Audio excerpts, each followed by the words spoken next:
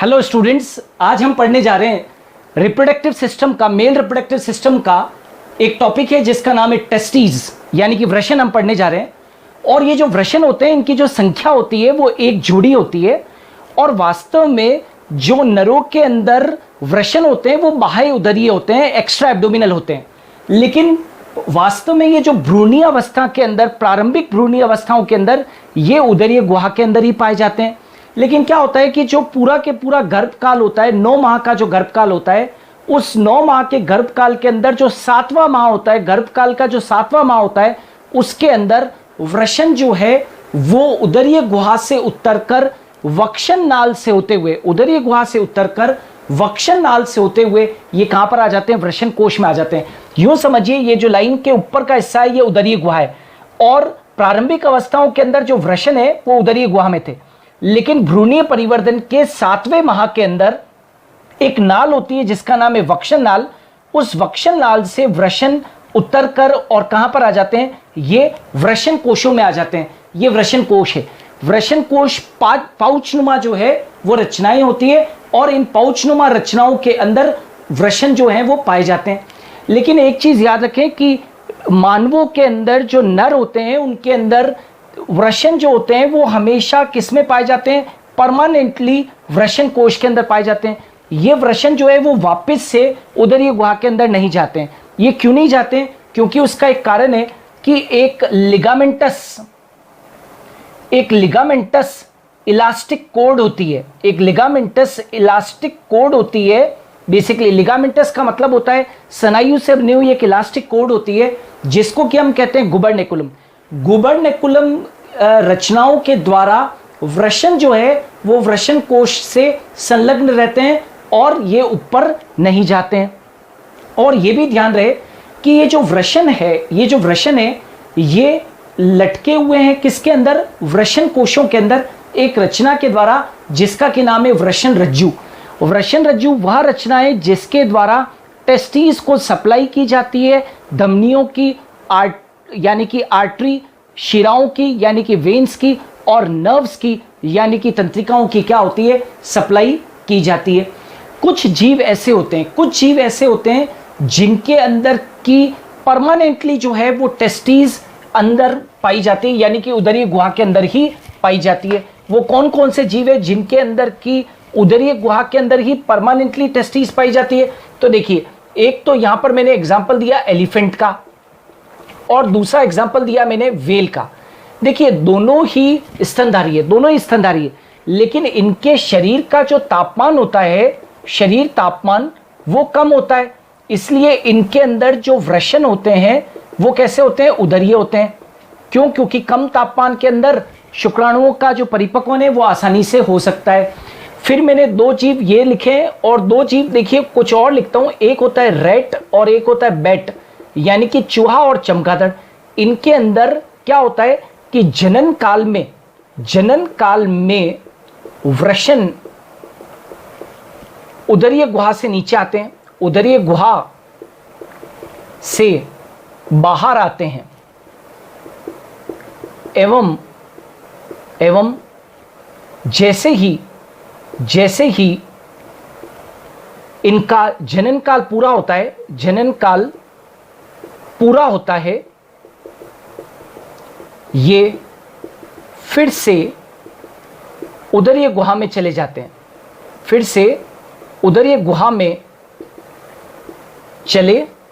हैं, मतलब इनका ये हुआ कि रैट और बैट में, यानी कि चूहे और चमगादड़ के अंदर ये परमानेंटली टेस्टिस जो होती है वो परमानेंटली वृषण कोशों में नहीं पाई जाती है।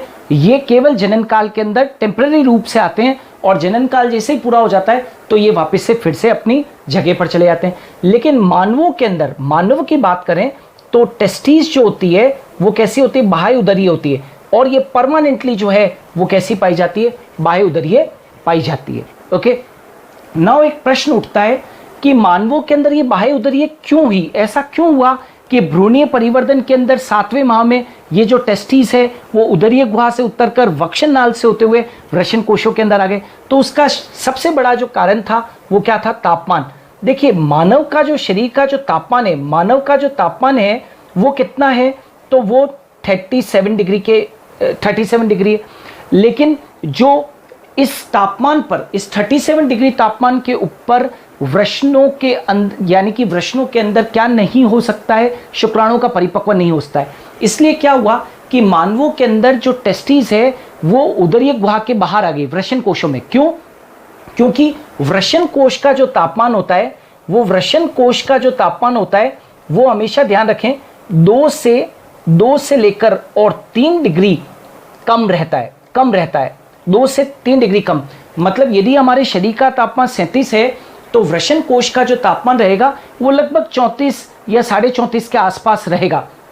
और इस कम तापमान के ऊपर शुक्राणुओं का परिपक्वन जो है वो क्या है, संभव है। इसलिए मानवों के अंदर वृषण जो है वो उदरीय गुहा से उतरकर और कहां पर आ गए, वृषण कोश के अंदर आ गए। और ये परमानेंटली कहां पर रहते हैं, वृषण कोश के अंदर ही रहते हैं।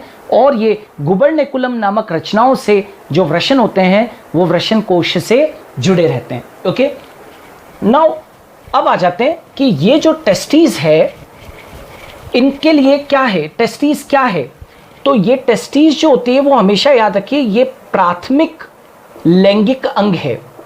प्राथमिक लैंगिक अंग का मतलब होता है कि ये प्राइमरी सेक्स ऑर्गन है, प्राइमरी सेक्स ऑर्गन। और प्राइमरी सेक्स ऑर्गन है तो इसके 2 कार्य होते हैं। याद रखना, वृषणों के कितने कार्य होते हैं, 2 कार्य हैं। एक तो इनका मुख्य कार्य है शुक्राणु का निर्माण, इनका मुख्य कार्य है शुक्राणु का निर्माण। और हम जानते हैं कि शुक्राणु क्या होता है, नर युग्मक होता है। तो एक तो इनका मुख्य कार्य है कि नर युग्मक शुक्राणुओं का निर्माण करना, और दूसरा जो इनका कार्य है वो है नर सेक्स हार्मोन, जिसको कि हम कहते हैं टेस्टोस्टेरोन का स्रावन करना। देखिए, जो प्राथमिक लैंगिक अंग और द्वितीयक लैंगिक अंग होते हैं उसमें डिफरेंस यही होता है कि जो प्राथमिक लैंगिक अंग होते हैं, जो प्राइमरी सेक्स ऑर्गन होते हैं, वो एक तो क्या करते हैं, शुक्राणुओं का निर्माण करते हैं यानी कि नर युग्मकों का निर्माण करते हैं, और दूसरा नर सेक्स हार्मोन यानी कि टेस्टोस्टेरोन हार्मोन का क्या करते हैं, स्रावन करते हैं। ये टेस्टिस के मुख्य गुणधर्म होते हैं। अब देखिए, टेस्टिस की यदि हम साइज की बात करें तो देखिए इनकी साइज कितनी होती है, इनकी लंबाई जो होती है वो 4 से 5 सेंटीमीटर तो इनकी लंबाई होती है, और जो चौड़ाई होती है इनकी कितनी होती है, 2 से 3 सेंटीमीटर। प्लस यदि आप इनकी आकृति देखोगे तो इनकी आकृति कैसी होती है, अंडाकार होती है, राइट। इनकी आकृति कैसी है, अंडाकार है। ओके, और साइज मैंने बता दिया कि 4 से 5 सेंटीमीटर तो लंबाई है, और चौड़ाई कितनी है, 2 से लेकर और कितनी सेंटीमीटर होती है, 3 सेंटीमीटर के करीब इनकी चौड़ाई है। अब आ जाते हैं कि वृषण को घेरे हुए कितनी परतें होती है। तो देखिए, यदि आप डायग्राम को देखेंगे, इस डायग्राम को देखेंगे तो वृषण को घेरे हुए परतें, वृषण को घेरे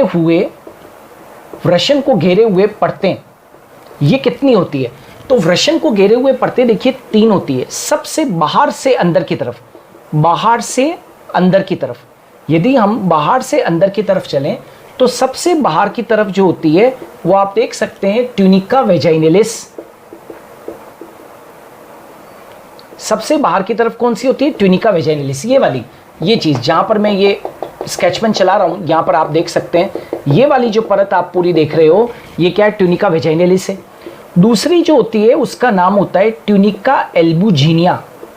ये याद रखें, सबसे महत्वपूर्ण परत होती है ट्यूनिका एल्बुजिनिया। और जो थर्ड वाली जो परत है जो अंदर होती है, ये वाली देखिए, ये तो है ट्यूनिका वेजाइनलिस, ये वाली जो होती है ट्यूनिका एल्बुजिनिया, और भीतर वाली जो है वो क्या है, ट्यूनिका वेस्कुलोसा है। ट्यूनिका वेस्कुलोसा, ये तीनों परतें हैं बाहर से अंदर की तरफ, ट्यूनिका वेजाइनलिस, ट्यूनिका एल्बुजिनिया और ट्यूनिका वेस्कुलोसा। सबसे महत्वपूर्ण परत कौन सी है, ट्यूनिका एल्बुजिनिया। अभी क्या होता है, ट्यूनिका एल्बुजिनिया जो परत है, ट्यूनिका एल्बुजिनिया परत भीतर की ओर धंस जाती है, भीतर की ओर धंसकर वृषण को, प्रत्येक वृषण को 250 कोष्ठों में विभक्त कर देती है। इन कोष्ठों को हम क्या कहते हैं, इन कोष्ठों को वृषण कोष्ठ, या अंग्रेजी के अंदर इनको हम कहें तो टेस्टिक्युलर लोब्यूल्स कहते हैं, टेस्टिक्युलर लोब्यूल्स कहते हैं। बात समझ में आ गई है ना आपको?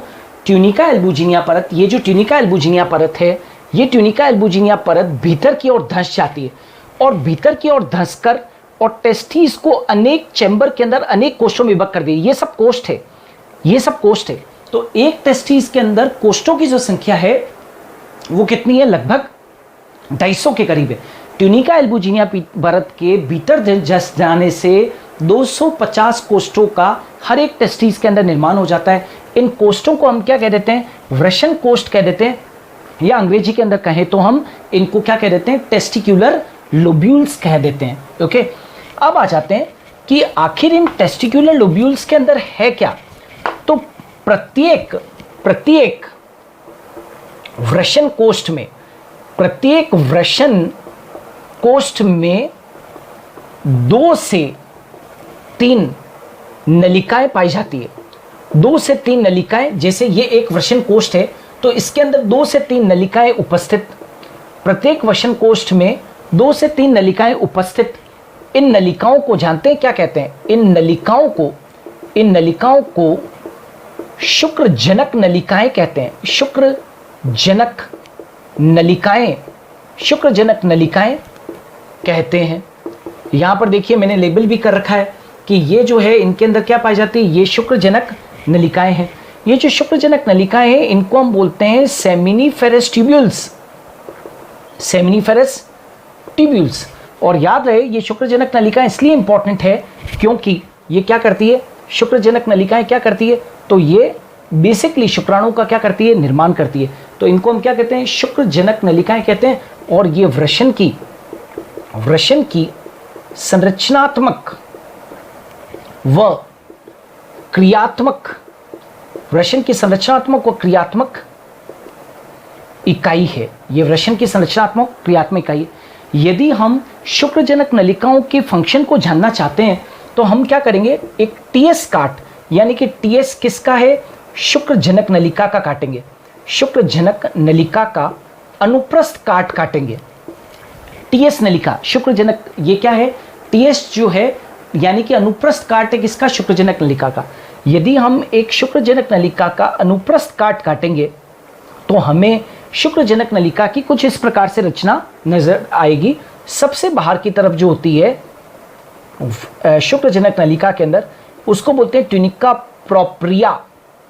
सबसे बाहर की तरफ जो होती है वो परत, वो कौन सी होती है? ट्यूनिका प्रोप्रिया होती है। और उसके भीतर क्या होती है? जनन उपकला। उसके भीतर क्या होती है? जनन उपकला। आप इस जनन उपकला को जर्मिनल एपिथेलियम भी कह सकते हैं, इसे जर्मिनल एपिथेलियम भी कह सकते हैं। और इस जनन उपकला से संबंधित 2 प्रकार की कोशिकाएं होती है। ये 2 प्रकार की कोशिकाएं मैं बता रहा हूं, 2 प्रकार की कोशिकाएं। देखिए, कुछ तो होती है छोटी कोशिकाएं जो कि आपके सामने बनी हुई है। इनको तो हम बोलते हैं, दैट इज नॉन एज, इनको हम क्या बोलते हैं? शुक्रजनक कोशिका। इनको क्या बोलते हैं? शुक्रजनक कोशिका। शुक्रजनक कोशिका। आप इनको अंग्रेजी के अंदर स्पर्मेटोगोनिया सेल्स, स्पर्मेटोगोनिया सेल्स भी कह सकते हैं, राइट। आप चाहें तो इन्हें नर जनन कोशिका भी कह सकते हैं। इंग्लिश के अंदर इनको बोलते हैं मेल जर्म सेल्स।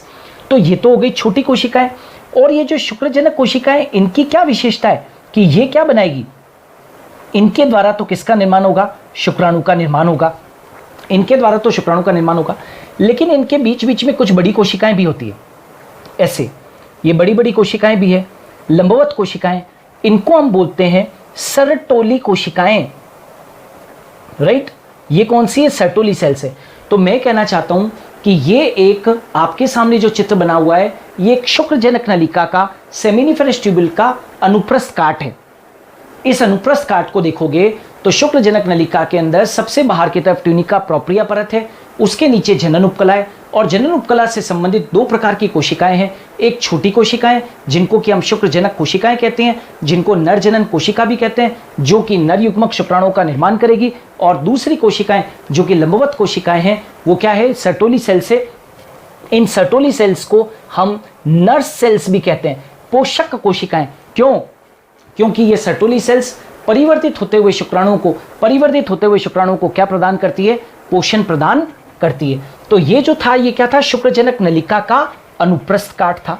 अब देखें कि ये जो शुक्रजनक कोशिकाएं हैं जो कि शुक्रजनक नलिकाओं के अंदर उपस्थित है, ये शुक्राणु का निर्माण कैसे करती है? तो मैंने यहां पर लिखा शुक्रजनक कोशिका, मतलब कि स्पर्मेटोगोनिया सेल्स, स्पर्मेटोगोनिया सेल। ये जो कोशिकाएं होती है इनको हम मेल जर्म सेल कहते हैं। ये कैसी होती है? ट्वेन होती है। अब क्या होता है कि इन शुक्रजनक नलिकाएं जो होती है वो शीघ्र ही प्राथमिक स्पर्मेटोसाइट में बदल जाती है, ये भी कैसी होती है? ट्वेन। फिर इनके अंदर क्या होता है? प्राथमिक स्पर्मेटोसाइट के अंदर अर्धसूत्री विभाजन होता है, अर्धसूत्री विभाजन। तो प्राथमिक स्पर्मेटोसाइट जो है वो किस में बदल जाती है? द्वितीयक स्पर्मेटोसाइट। ये कैसे होती है? एन होती है। फिर द्वितीयक स्पर्मेटोसाइट के अंदर फिर से अर्धसूत्री विभाजन होता है, लेकिन अब की बार अर्धसूत्री विभाजन कौन सा होता है? द्वितीय। ये कौन सा था? प्रथम। अर्धसूत्री विभाजन द्वितीय जो है वो बिल्कुल समसूत्री विभाजन के समान होता है। तो द्वितीयक स्पर्मेटोसाइट से क्या बन जाते हैं? शुक्राणु पूर्व, जिनको स्पर्मेटिड भी कहते हैं। ये एन ही रहता है, गुणसूत्र संख्या बदलती नहीं है। और शुक्राणु पूर्व से क्या बन जाते हैं? शुक्राणु। और शुक्राणु कैसे होते हैं? नरयुग्मक एन होते हैं। तो इस प्रकार से शुक्रजनक नलिका के अंदर शुक्राणु का क्या होता है? निर्माण। और याद रखें, ये जो सर्टोली सेल्स थी, आप इनको सर्टोली सेल्स को क्या बोलते हैं? नर सेल्स। ये क्या है? नर सेल्स है। इनका काम क्या है? दो काम होते हैं। एक तो इनका काम होता है शुक्राणुओं को पोषण देना। एक तो इनका मुख्य कार्य क्या है? शुक्राणुओं को पोषण देना। और दूसरा, सर्टोली सेल का बहुत महत्वपूर्ण रोल है कि इनके द्वारा हार्मोन का स्रावन भी होता है। इनके द्वारा किसका स्रावन होता है? हार्मोन का स्रावन। दो प्रकार के हार्मोन स्रावित होते हैं, एक का नाम है एबीपी और एक का नाम है इनहिबिन। दो हार्मोन। तो देखिए, सर्टोली सेल केवल शुक्राणु को पोषण ही नहीं देती है, अपितु यह हार्मोन का स्रावन भी करती है। दो हार्मोन होते हैं, एक का नाम है एंड्रोजन बाइंडिंग प्रोटीन एबीपी, जो कि शुक्रजनक नलिका, ये जो है वो क्या करती है? एबीपी क्या करता है? ये टेस्टोस्टेरोन हार्मोन को संकेंद्रित करता है, कंसेंट्रेट करता है। और इनहिबिन हार्मोन जो होता है वो एफएसएच के, फॉलिकल स्टिमुलेटिंग हार्मोन, यानी कि पुटिका प्रेरक हार्मोन के प्रभाव को, या मैं कह सकता हूं उसके स्त्रावन को, ये क्या कर देता है? संदमित कर देता है। तो ये हार्मोन के दो स्त्रावन होते हैं, एक का नाम है एबीपी और दूसरे का नाम क्या है? इनहिबिन। इस प्रकार से हम कह सकते हैं कि वृषण के अंदर किसका निर्माण हो गया? शुक्राणुओं का निर्माण हो गया। देखिए, वृषण कैसा था? प्राथमिक कैसा है? प्राथमिक लैंगिक अंग है। उसके दो कार्य थे, शुक्राणु का निर्माण करना और दूसरा क्या? टेस्टोस्टेरोन हार्मोन का स्रावन। अब प्रश्न उठता है कि टेस्टोस्टेरोन हार्मोन कहां पर है और कैसे बनता है? तो आपको मालूम होना चाहिए कि ये क्या चीज है। देखिए, मैंने आपके सामने खूब सारी शुक्रजनक नलिकाएं बनाई है। ये क्या है? सब ये सब शुक्रजनक नलिकाएं हैं, राइट। वैसे भी आपको ये मालूम होना चाहिए कि एक वृषण में, मैं यहां पर लिख देता हूं, एक वृषण में लगभग 750 शुक्रजनक नलिकाएं क्या होती है? उपस्थित होती है। एक वृषण में 750 शुक्रजनक नलिकाएं उपस्थित। कैसे? क्योंकि हम जानते हैं वृषण के अंदर कितने कोष्ठ है? 250। यदि एक कोष्ठ के अंदर 3 शुक्रजनक नलिकाएं हैं तो 750 हो जाएगी कितने? 250 कोष्ठों के अंदर। तो एक वृषण में लगभग 750 शुक्रजनक नलिकाएं उपस्थित होती है। अभी क्या होता है, मानो कि ये सब शुक्रजनक नलिका है। अभी आपने शीघ्र ही इसकी संरचना पढ़ी थी, तो ये तो क्या है? सब शुक्रजनक नलिका है। मान लीजिए मैंने यहां पर लिख दिया, ये क्या है? शुक्रजनक नलिका। शुक्रजनक नलिका। अब क्या होता है, शुक्रजनक नलिका के बीच बीच में बेकायदा क्या होता है? संयोजी उत्तक होता है, और इस संयोजी उत्तक में विशेष प्रकार की कोशिकाएं पाई जाती है। याद रहे क्या कहा मैंने? शुक्रजनक नलिकाओं के बीच बीच में कोशिकाएं पाई जाती है, और इन कोशिकाओं को हम क्या कह देते हैं? लीडिक कोशिकाएं। इन्हें क्या कह देते हैं? लीडिक कोशिकाएं। हम चाहें तो इन्हें क्या कह सकते हैं? अंतराली कोशिकाएं कहते हैं। अंतराली कोशिकाएं क्यों कहते हैं अंतराली कोशिकाएं? क्योंकि ये कोशिकाएं शुक्रजनक नलिकाओं के बीच बीच में पाई जाती है, इसलिए हम इनको क्या बोलते हैं? अंतराली कोशिकाएं। और लीडिक कोशिकाएं क्यों कहते हैं? क्योंकि इनकी खोज किसने की थी? लीडिक ने की थी। और ध्यान रहे कि ये जो लीडिक कोशिका है, लीडिक कोशिका, इसका कार्य क्या होता है, तो वेरी वेरी इंपॉर्टेंट, इसका कार्य क्या है, टेस्टोस्टेरोन, टेस्टोस्टेरोन हार्मोन का क्या करना, स्रावन, टेस्टोस्टेरोन हार्मोन का स्रावन। हम चाहें तो टेस्टोस्टेरोन हार्मोन को क्या कह सकते हैं, एंड्रोजन भी कह सकते हैं, ठीक है। तो लीडिक कोशिकाओं के द्वारा वृषण के अंदर टेस्टोस्टेरोन हार्मोन का क्या होता है, स्रावन होता है। और याद रहे कि ये जो टेस्टोस्टेरोन जो है, इस हार्मोन की प्रकृति कैसी होती है, तो ये स्टेरॉइड हार्मोन है, उत्तेजना पैदा करने वाला क्या है, ये हार्मोन है। टेस्टोस्टेरोन हार्मोन जो है वो स्टेरॉइड हार्मोन है। नर जैसे ही यौवनावस्था में प्रवेश करता है 12-13 साल की उम्र में, तो उसके अंदर, वृषणों के अंदर ये हार्मोन स्रावित करना होना शुरू हो जाता है। और टेस्टोस्टेरोन हार्मोन का कार्य क्या होता है, तो ये नरों के अंदर द्वितीयक लैंगिक लक्षणों को क्या करता है, निर्धारित करता है।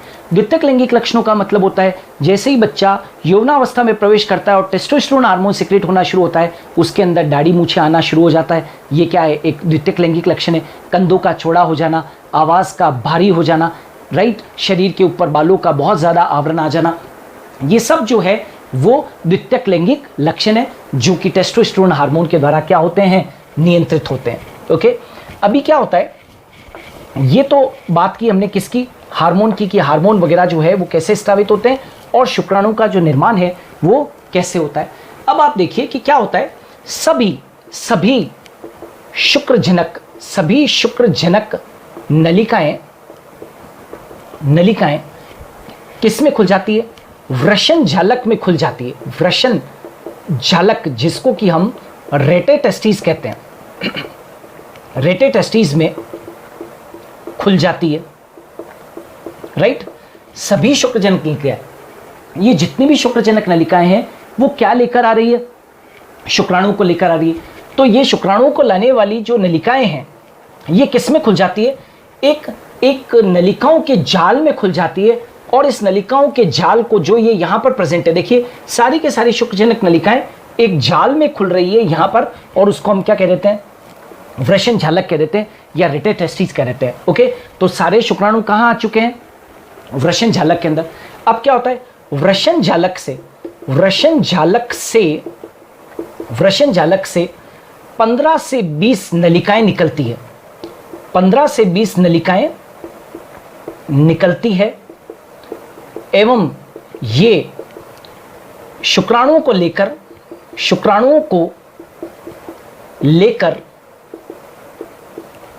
अधिवृषण के कैपुट भाग में प्रवेश करती है। इन नलिकाओं को हम जानते हैं क्या कहते हैं, इन नलिकाओं को शुक्र वाहिनिकाएं, यानी कि अंग्रेजी में इन्हें वासा अफ्रेंशिया कहते हैं। इन्हें क्या कहते हैं, वासा अफ्रेंशिया। बात समझ गए आप। शुक्रजनक नलिकाएं जो है वो सारी की सारी कहाँ खुल जाती है, एक नलिकाओं के जाल में खुल जाती है, उसको वृषण झालक कहते हैं। वृषण झालक से 15 से 20 नलिकाएं निकलती है, ये देखिए, और इन्हें शुक्र वाहिनिकाएं कहते हैं। ये 15 से 20 होती है और ये अधिवृषण के कैपुट भाग में क्या हो जाती है, खुल जाती है। ये अधिवृषण के किस में खुल जाती है, कैपुट भाग में खुल जाती है। देखिए ये अधिवृषण है, ये वाला जो भाग है जो वृषण से जुड़ा हुआ है, ये वाला पूरा भाग, देखिए वृषण यहाँ तक है, ये वाला भाग पूरा के पूरा ये क्या है, एक नलिकाकार जो भाग है, इसको हम क्या कह देते हैं, अधिवृषण कह देते हैं। अधिवृषण के 3 भाग होते हैं। एक जो सबसे ऊपर का भाग होता है उसको तो बोलते हैं कैपुट, बीच वाला जो भाग होता है उसको बोलते हैं कॉर्पस, और आखिरी वाला जो भाग होता है वो क्या होता है, कोडा। जैसे मान लीजिए यदि ये वृषण है और यदि मैंने ये अधिवृषण बनाया, तो अधिवृषण के कितने भाग है, 3 भाग, एक भाग, ये 2 भाग और ये 3 भाग, ठीक है। ये वाला जो भाग होता है उसको क्या बोलते हैं, कैपुट कहते हैं। ये वाला जो भाग, बीच वाला भाग होता है, इसको क्या बोलते हैं, कॉर्पस, और ये वाला जो भाग होता है वो क्या होता है, कोडा। मैं ये कहना चाहता हूं कि समस्त शुक्र वाहिकाएं जो है, वाहिनिकाएं जो है, वो किस में खुल गई है, कैपुट अधिवृषण के अंदर खुल गई है, राइट। अच्छा, अब प्रश्न उठता है कि आखिर शुक्राणु को लेकर ये शुक्र वाहिनिकाएं अधिवृषण में गई तो अधिवृषण का क्या कार्य होता है? तो याद रखना, अधिवृषण जो होता है वो शुक्राणुओं के परिपक्वन के लिए आवश्यक होता है और साथ ही साथ ये शुक्राणुओं को क्या देता है? गतिशीलता देता है। ओके, और यहाँ पर शुक्राणु जो होते हैं वो अस्थायी रूप से क्या रहते हैं? संग्रहित रहते हैं। ओके, और ध्यान रहे कि ये जो अधिवृषण का जो सबसे आखिरी भाग है जिसको कि हम बोलते हैं कोडा अधिवृषण यानी कि कोडा एपिडाइमस, उससे एक नलिका बाहर निकल जाती है और इस नलिका को हम क्या कह देते हैं? इस नलिका को हम बोल देते हैं शुक्रवाहिनी, राइट, शुक्रवाहिनी, यानी कि इसको क्या कह देते हैं? स्पर्म डक्ट कह देते हैं। ये स्पर्म डक्ट अधिवृषण के पुच्छीय भाग से निकलकर और वापस से शुक्रवाहिनी कहाँ पर प्रवेश कर जाती है? ये कहाँ पर प्रवेश कर जाएगी? शरीर की उदरीय गुहा में क्या हो जाती है? फिर से प्रवेश कर जाती है। ओके, तो ये जो शुक्रवाहिनी यदि पूछे आपसे कि कहाँ से निकलती है तो ये अधिवृषण के कोड़ा भाग से ये निकलती है। और अधिवृषण के कुल मिलाकर कितने भाग है? कैपुट भाग है, कॉर्पस भाग है और कोड़ा भाग है। ओके, तो ये भी आप लोगों को याद रखना है। साथ के साथ आपको ये भी ध्यान रखना है कि शुक्रवाहिनी जो है वो क्या लेकर जा रही है? शुक्रवाहिनी किसका वहन कर रही है? शुक्राणुओं का क्या कर रही है? वहन कर रही है। अब यहाँ पर आपको एक वर्ड है जिसका नाम है क्रिप्टोरकिडिज्म। इसके बारे में भी जानकारी होनी चाहिए क्योंकि अभी हम वृषणों के बारे में पढ़ रहे हैं, तो आपको क्रिप्टोरकिडिज्म के बारे में भी जानकारी होनी चाहिए। क्रिप्टोरकिडिज्म का मतलब क्या होता है कि कुछ बच्चों के अंदर वृषण जो होते हैं, वृषण उदरीय गुहा से किस में नहीं आ पाते हैं? वृषण कोश में नहीं आ पाते, वृषण कोश में नहीं आ पाते। ऐसे डिसऑर्डर को हम क्या कह देते हैं? क्रिप्टोरकिडिज्म। हजारों बच्चों में से कुछ बच्चे ऐसे होते हैं जिनमें कि वृषण उदरीय गुहा से वक्षनाल से होते हुए वृषण कोश में नहीं आ पाते हैं। जब वृषण कोश में ये ऊपर से नीचे ना आ पाए तो ऐसे रोगियों को, ऐसे बच्चों को हम एक रोग से ग्रसित कहते हैं और उसका नाम क्या है? क्रिप्टोरकिडिज्म। वृषण उदरी गुहा से वृषण कोश में नहीं आ पाते। एक और चीज़, क्योंकि आप वृषण पढ़ रहे हैं तो आपको ये मालूम होनी चाहिए कि वृषण के लिए एक टर्म यूज होता है ऑर्किडेक्टोमी। ऑर्किडेक्टोमी, इसको हम कहते हैं कैस्ट्रेशन। कैस्ट्रेशन या ऑर्किडेक्टोमी का मतलब क्या है? तो सर्जरी के द्वारा